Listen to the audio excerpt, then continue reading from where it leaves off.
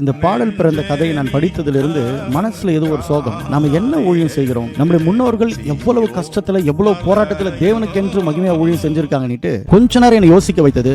என்னுடைய ஆசை எல்லா தேவ பிள்ளைகளும் இந்த பாடல் பிறந்த கதையை நீங்கள் தெரிந்து கொள்ள வேண்டும் என்று விரும்புகிறேன். வேதநாயக சாஸ்திரியாருடைய தந்தையின் பெயர் தேவசகாயம். இவர்கள் நெல்லையை சேர்ந்தவர்கள். வேதநாயக சாஸ்திரியார் 9வது வயதில் இருக்கும்போது ஒரு சிலுவையின் தரிசனத்தை இவர் காண்கிறார். அந்த சின்ன வயதிலேயே சங்கீதத்தை படிக்க முடியாது இவர் ஏவுகிறார். சங்கீதத்தெல்லாம் படிக்கிறார். படிச்ச பிறகு ஒரு 16 வயசுக்கு மேல 17 வயசுக்கு மேல இவரை தரங்கம்பாடிக்கு அனுப்புகிறார். வேதாகமத்தை படிக்க முடியாது. தன்னுடைய 19 வயதுல அவர் படிச்சு முடிச்சுட்டு வந்துடுறாரு. இவரை இந்த ஊழியர் என்ன செய்கிறார்? கிராமத்திலையும் பட்டணத்திலையும் போய் தேவனுடைய நற்செய்தி சொல்லும்படியாக அனுப்பி வைக்கிறார்.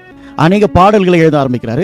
அநேக கிறிஸ்தவ லிட்டரேச்சர், கிறிஸ்தவ இலக்கியங்களை எழுதுகிறார். இந்த சூழ்நிலையில தான் இவருக்கு சாஸ்திரி என்ற அடைப்பெயர் கொடுக்கப்படுகிறது. இங்கிருந்து தான் முக்கியமான அவருடைய பிரச்சனைகள், ஊழியத்தில் போராட்டங்கள் தொடங்குகிறது. அநேக பாடுகளுக்குள்ளாக இவர் போகிறார். திருமணமாகிறது. இவருக்கு ஒரே வருடத்துல தன்னுடைய மனைவி இறந்து போகிறாங்க. அடுத்தது இவரை அதிகம் நேசித்த அந்த போதகர் ஸ்வாட்ஸ், அவரும் மரித்து போகிறார். இந்த கவலையில் இருக்கும்போது இன்னொரு துர்ச்செய்தி ஒன்று வருகிறது. தகப்பனாரும் மரித்து போகிறார். வறுமைகளும் இப்பொழுது தலைவிரித்து இவருடைய வாழ்க்கையில தாண்டவமாடுகிறது. அந்த ஒரு வேதனை துயரத்துல தான் அவர் எழுதுகிறார், நெஞ்சே நீ கலங்காதே, சியோன் மலையின் ரட்சகனை மறவாதே. என்ன எழுதுகிறார்?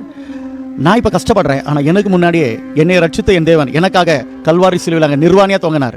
அடுத்து அந்த வரி இப்படியா வருகிறது, வினை மேல் வினை வந்தாலும் பெண்ஜாதி பிள்ளை மனையோட கொள்ளை போனாலும் எந்த சூழ்நிலையிலும் கர்த்தரை மறவாதே.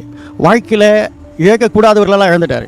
சந்தோஷம் மகிழ்ச்சின்னு சொல்கிறதுக்கு எந்த வாய்ப்பும் இல்லாத சூழ்நிலை, போட்டுக்கிறதுக்கு உடுப்பு கூட இல்லை. அந்த இக்கட்டான சூழ்நிலை, உள்ளம் உடைக்கப்படுகிற நிலையில தான் அவர் எழுதின பாட்டு நெஞ்சே நீ கலங்க.